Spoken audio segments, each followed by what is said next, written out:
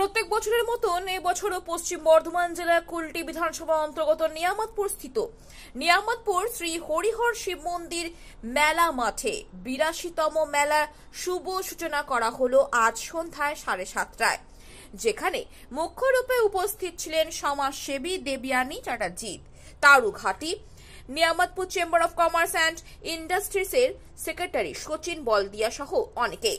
মেলা চলবে আগামী 10 তারিখ পর্যন্ত।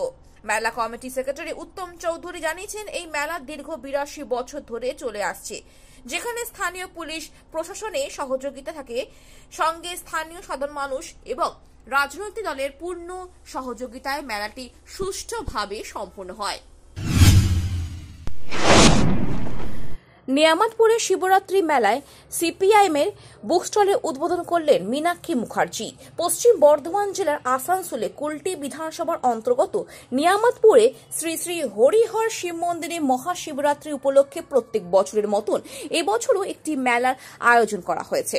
এই মেলাতে আজ সিপিএম এর পার্টির তরফে প্রগতিশীল বুক স্টল করা হয়েছে। আজ সন্ধ্যা 6টায় এই বুক স্টলের উদ্বোধন করলেন ডিওয়াইএফআই এর রাজ্য নেত্রী মীনাক্ষী মুখার্জি। সঙ্গে উপস্থিত ছিলেন সিপিআইএম এর নেতা বিপিন চট্টরাজ, সাগর মুখার্জি, দেও আনন্দ প্রসাদ, রফত পারভেজ সহ আরো অনেকেই। এই অনুষ্ঠান কর্মসূচিটি নিয়ে বলে দিন একটু।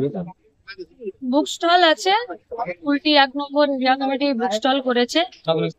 আজকের এই ব্যবস্থাতে মানুষের জানা বোঝা লড়াইয়ের পথ ঠিক করার জন্য বইয়ের অবদান তো খুবই বেশি, বইয়ের মধ্যে প্রগতিশীল বইয়ের অবদান খুবই বেশি। তাই মানুষের কাছে শুধুমাত্র কথা নয়, আমরা আমাদের কথাকে বই আকারেও পৌঁছে দেওয়ার জন্য এই বুক স্টলটা করেছি।